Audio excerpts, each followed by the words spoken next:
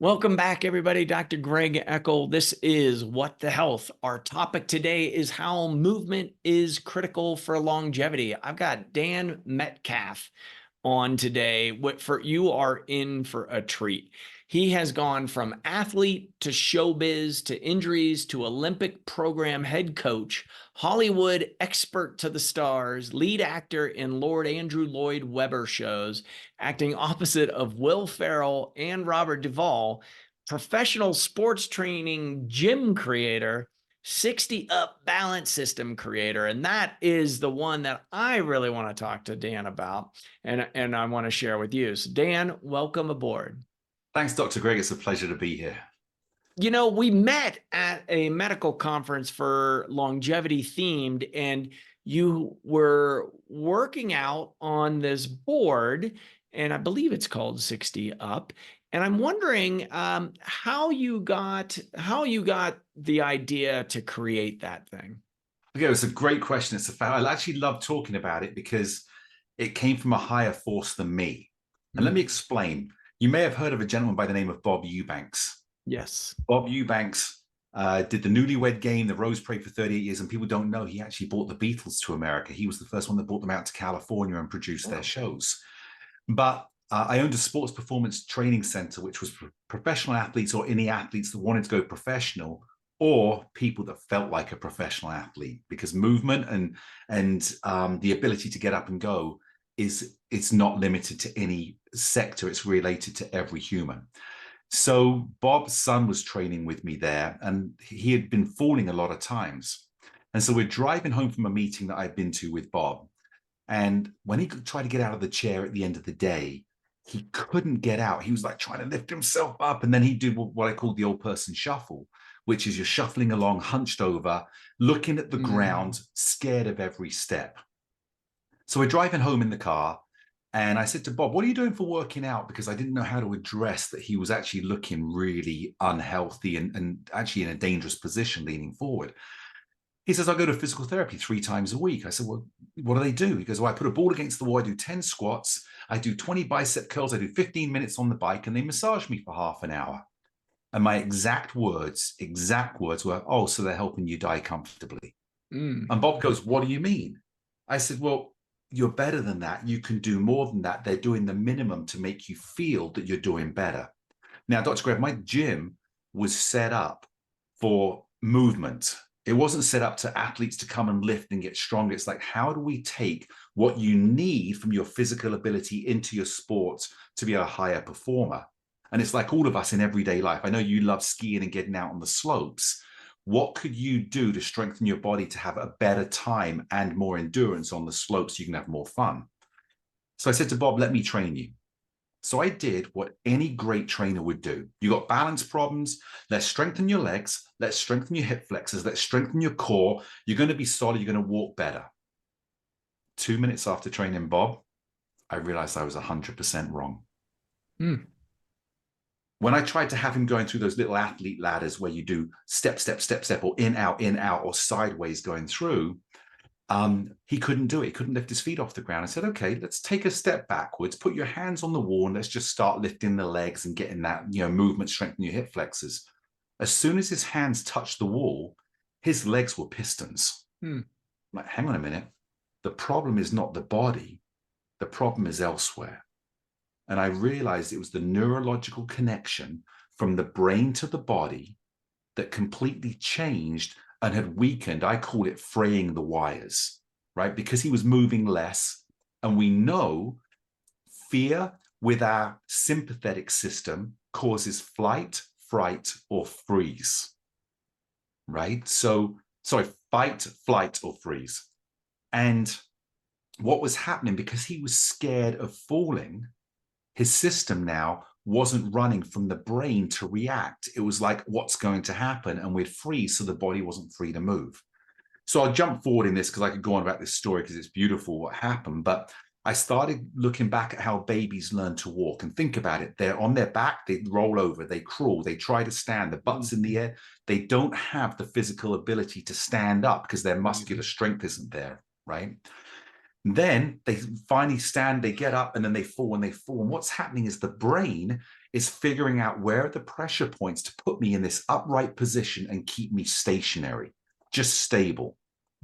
Then eventually they get that. We all go, yeah, they're standing. Then they take their first step and fall. Then they get to the point where they can move. All that's happening is the brain through the cerebellum, the neurons, and we know we have roughly 86 billion neurons that are created through the brain, of which about 80% sit in the cerebellum or above the cerebellum, down through our spinal cord. So obviously it's got to be for relating to the body. So I started training Bob, going back and doing things that he did naturally, that he learned as a baby, because neurons have memory. They want to be able to do the same thing. And in 3 weeks, Bob went from shuffling and falling and scared to wake up in the morning, not knowing what the day ahead brought him. In 3 weeks, at 79 years of age, he was 6 miles an hour on a treadmill, running up and down stairs, back out playing golf, driving a car again because he couldn't get in and out of the car properly. And the greatest effect, though, was he woke up excited for what the day was ahead. And he started getting back on TV, getting on stage. He does a great show with Backstage with the Beatles. And that's how it all came about. But it was never created to have a product. It was created just to help Bob recover. But then I've been able to train people like Shirley MacLaine and other celebrities and stroke survivors and tens of thousands of people now that use our system. And it came about because it solves a problem rather than claiming to do something to make your life easier to live with the problem. I love that. You know, it was challenging. You ran Kitty and I through some drills on the, show floor, and I saw the immediate value for, we deal a lot with folks struggling with neurodegeneration and that component, that shuffle step, the scare is there because falls are real and those can end lives. And so it really, the way that your board works and why I wanted to bring you on and share your invention and your technique and your training and just your light, because you're a shiny, bright soul out there, it's spreading love in the world, which it's contagious. So thank you. Movement is crucial for longevity. It's also very important to reverse neurodegeneration. And if we couch this in today in a discussion around longevity, right there, I mean, you open Bob Eubank's life back up. What happens? Folks get contracted and stuck.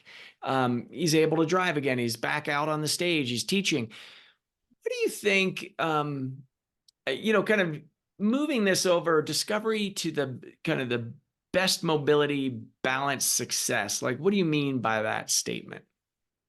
Well, I'm going to share a video with you in a minute, but when I look at balance, I don't agree with a lot of the balance tests that we do because they're set up to fail rather than set up to. So, for example, stand on one leg and can you hold your balance for 10 seconds on one leg?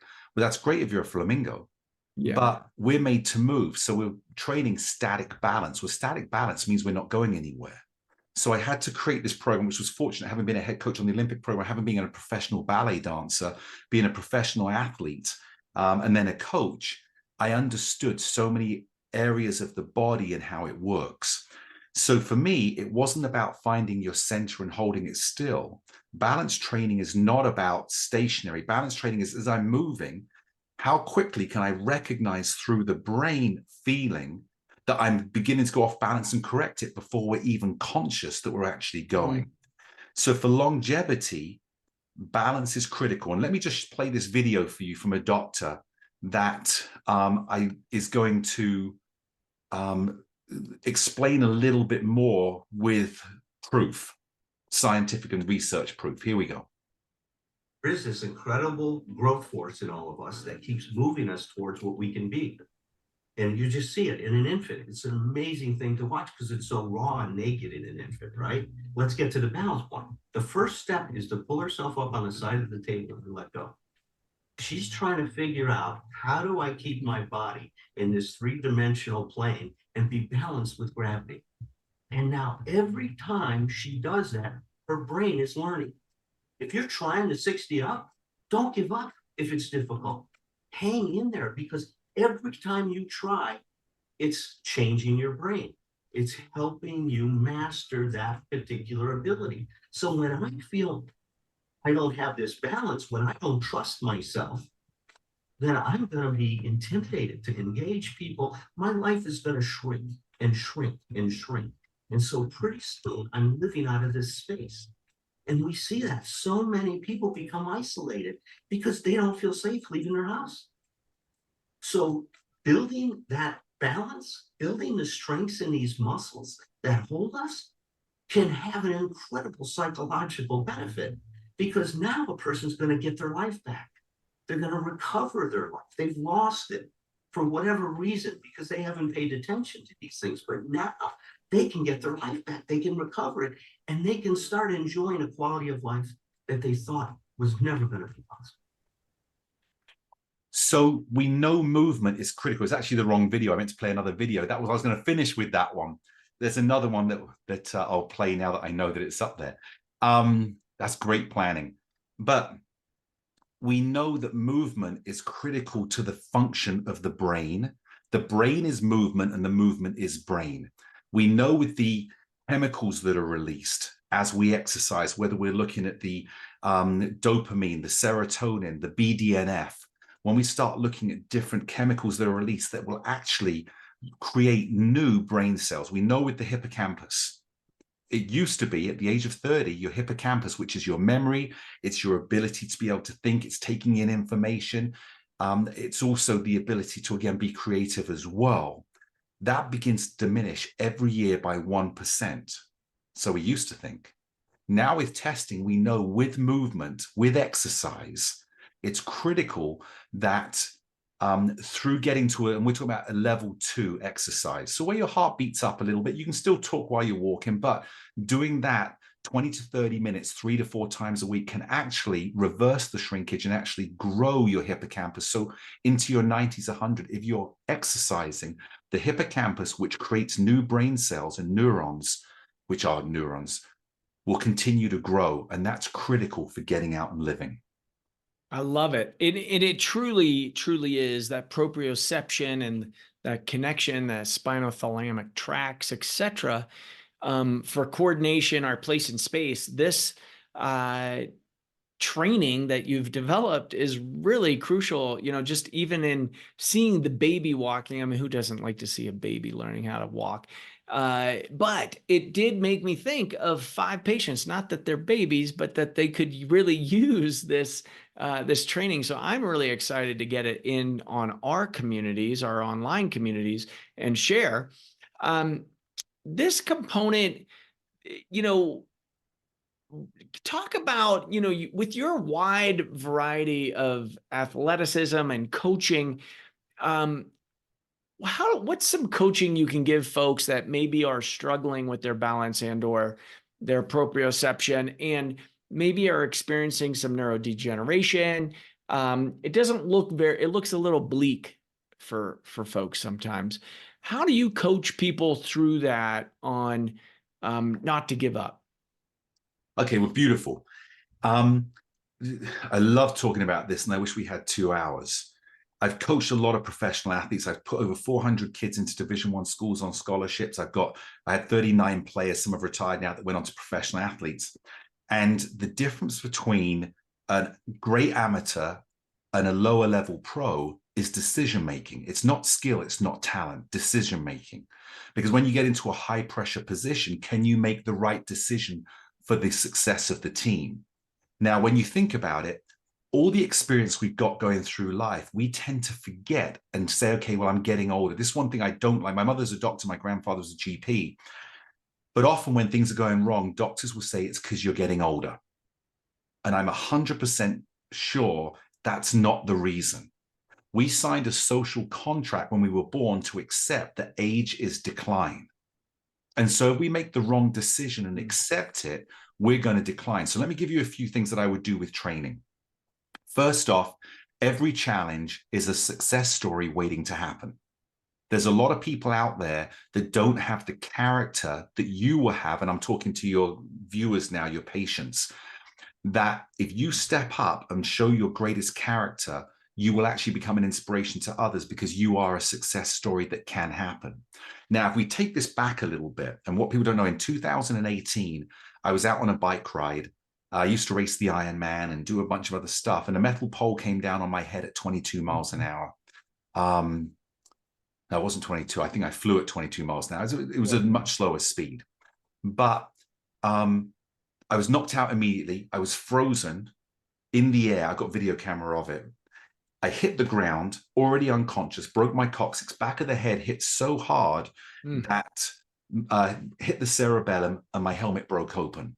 I was unconscious for minutes.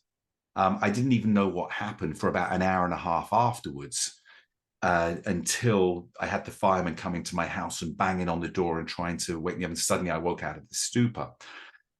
But I had to learn to talk again. I had to learn to function. I had to learn to sit upright. I had really hard time walking and my balance was gone. Not a lot of people were helping me, but I knew I'm a success story, no different than anybody else out there is.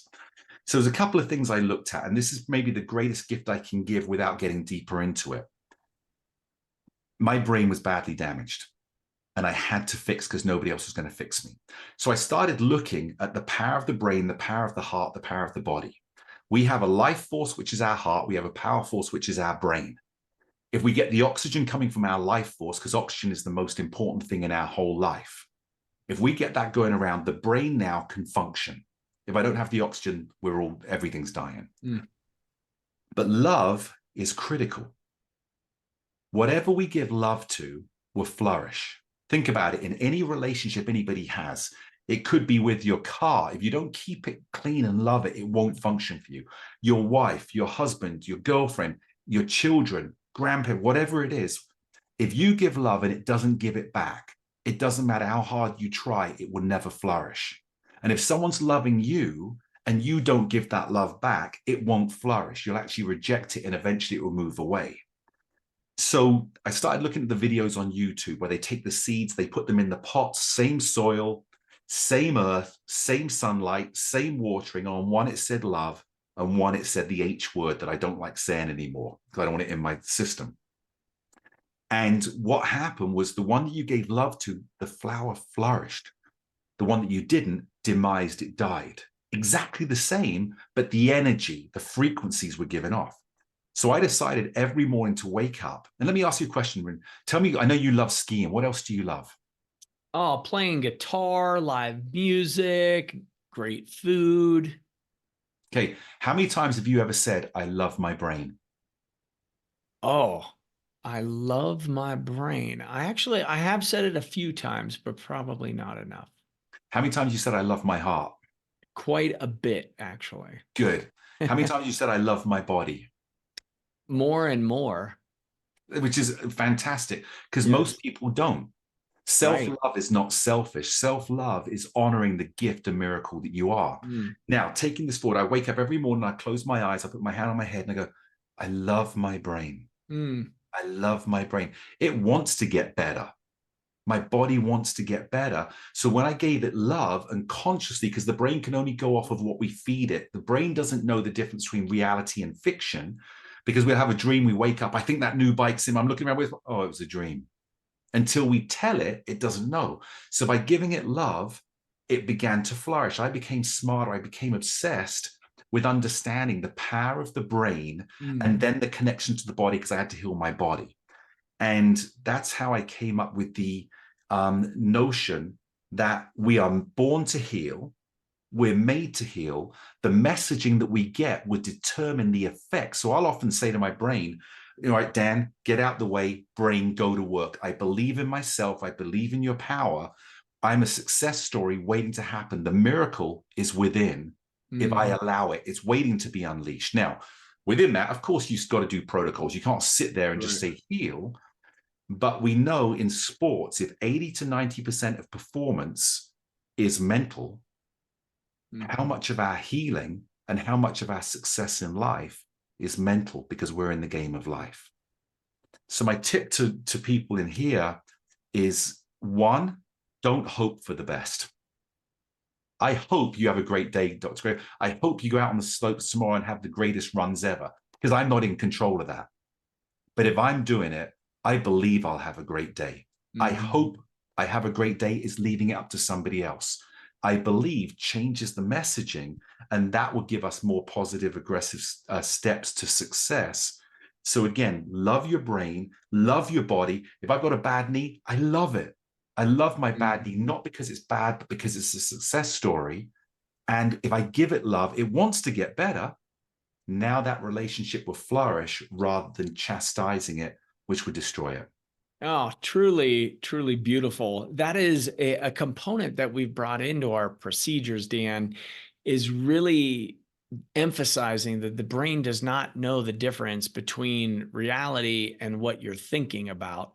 So by envisioning your future self healed, so I love that. I love my brain. I love my body. I love my heart.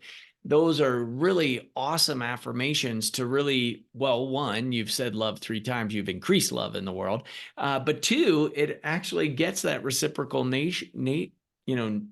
relationship back and going in the right direction. So envisioning the healed part, the brain and body want to do that. They have that ability. That answer is within. So I totally echo that. And I'll even pull out the pom-pom.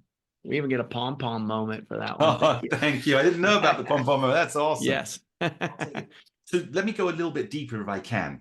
Please. We know because of the discovery, and the discovery of neuroplasticity happened hundreds of years ago, a few hundred years ago, but it hasn't really been widely accepted into the world as a mainstay. Right, slowly as we learn more about the brain, it's only 15 years ago people still thought the brain was fixed.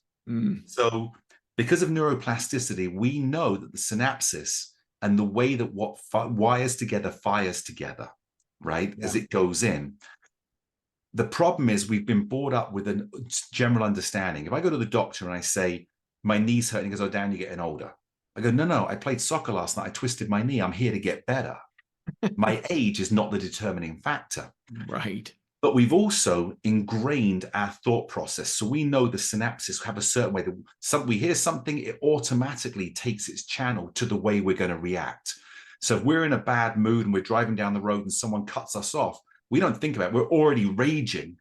And our sympathetic system is now stressed and going into the whole process of anger. We haven't even thought about it. That's the way we've wired ourselves.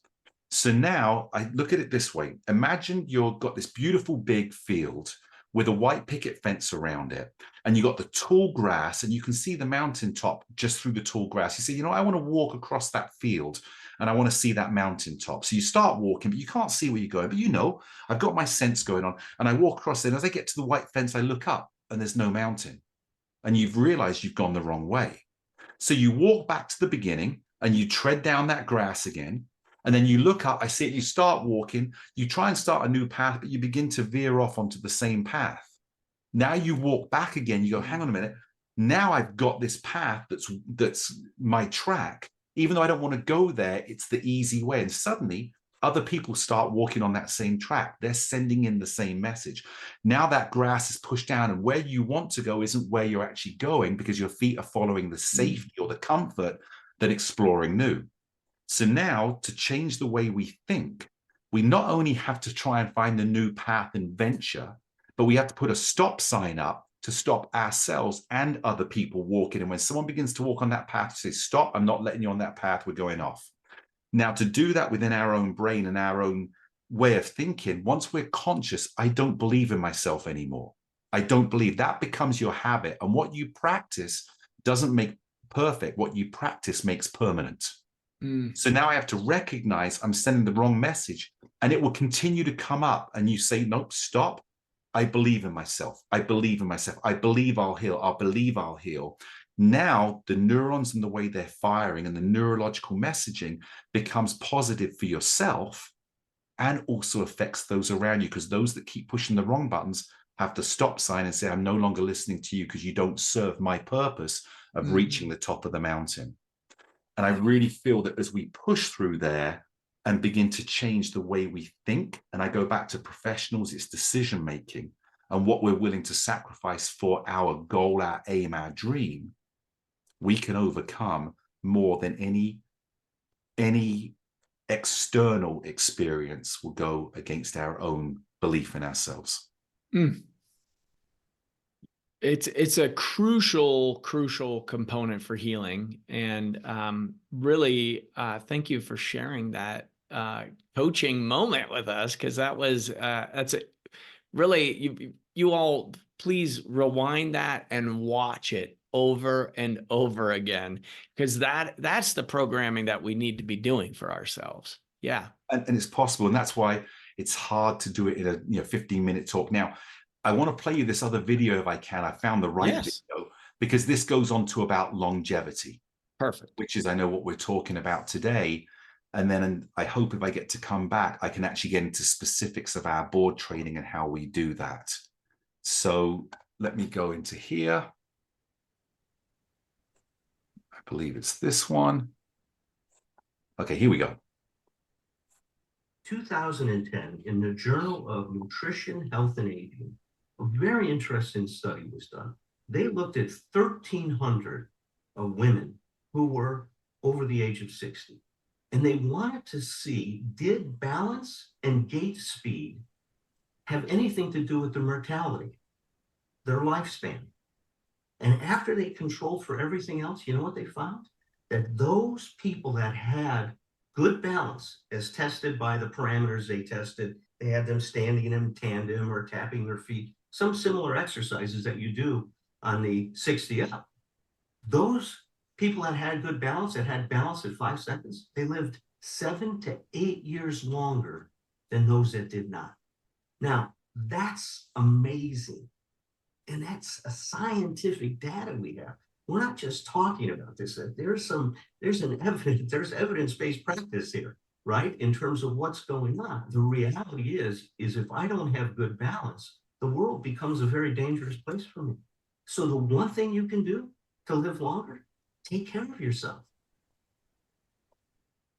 And you can see why I wanted to leave with that one, because we get into the idea, and then the other one finishes up with the experience of what we're doing. But again, we have the circle of life. And I call that, we're born, we begin to, develop, we then grow, we then thrive, we then begin to face adversity or challenges, we then decline, and then we expire. That's the circle of life. But I truly believe the circle of our neurological system at a cellular level is very different. The circle can continue to go around as long as we continue to learn and gain knowledge. So we know from a cellular level, clinically proven, cells are meant to function fully. I'm not saying at the highest level, but function fully to live for 122 years.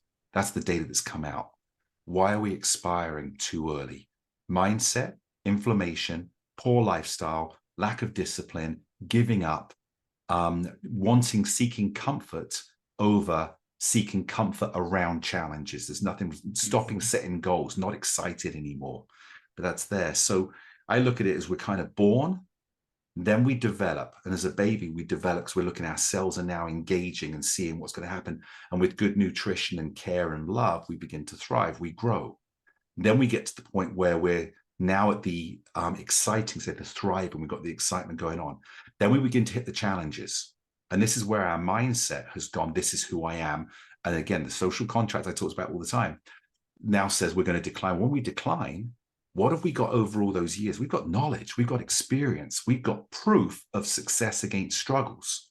So then we have to change our mindset to our mind reset. And then as we begin to decline, we go, hang on a minute, here's my mind reset. Now I'll take the knowledge I've learned. Now I'm going to go back to rethinking. We're going to go back to development. We're going to go back to growth. We'll go back into thriving. And that can continue to go on and on, provided we keep the right mindset. And jumping back in with what Dr. Berger said, it's incredible when we move and take care of ourselves. And this is what 60 Up does. We go back to the basics. How did we learn in the first place? To strengthen the foundation, to make sure that we can thrive and flourish through our movement and not be limited because of our thought of age or our physical decline. And when you take care of the foundation, that building stands strong and can withstand any storm that comes in pretty much. I love it. I love it. I'm excited for more conversations and more demos with the balance training. For right now, do you have any take-home messages, actionable steps, or anything that our listeners and viewers can implement on? Yeah, absolutely.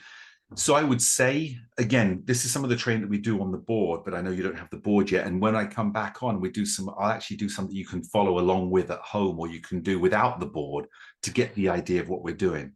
But I would say to have the best success day after day physically, I have a protocol that is about to be released. When you wake up in the morning, set your alarm 5 minutes early and stretch in bed for 5 minutes before you wake up.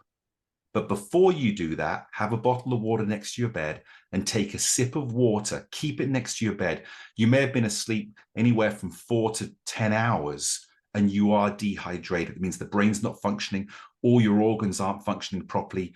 3% dehydration at a professional level can mean 20% less performance. So wake up, get your water, stretch for 5 minutes. And during that 5 minutes of stretching, actually practice neurological feeling. That means I'm going to feel my toes. I'm going to imagine a train traveling from my brain down to my toes and then coming back up from my toes to my brain. That means to send the message down and see it going means I'm waking the neurons. I'm actually carrying it through. After you've done 5 minutes of stretching, get up, walk around. Obviously, you're probably going to go to the bathroom and clean your teeth and other stuff. And if you can fit it in, do 20 minutes of walking at least 4 days a week as the sun comes up, because we know the sunlight in your eyes is critical again to creating the harmony that your body needs. So wake up, water by the side of your bed, stretch for 5 minutes in bed, and I'll release videos so you guys, hopefully next time I come back on, I'll be able to share a video of how to stretch. And then, start the day great with a great messaging. I believe I'll have a great day. And I'm 100% confident you'll never have a worse day starting that way. I'm right there with you. Everybody, if you enjoyed the show and you got something out of it, go out there and give us that 5-star review, share us with your friends and family, and write down what are you going to take action on. We had some really awesome suggestions on today's show. Dan Metcalfe, thank you so much. 60 Up. We're going to put the links down below. There is much more to come, everybody, with Dan. He's a powerhouse and he has a lot of knowledge to share with us. So again, thank you, Dan. Thank you so much, and love to everybody.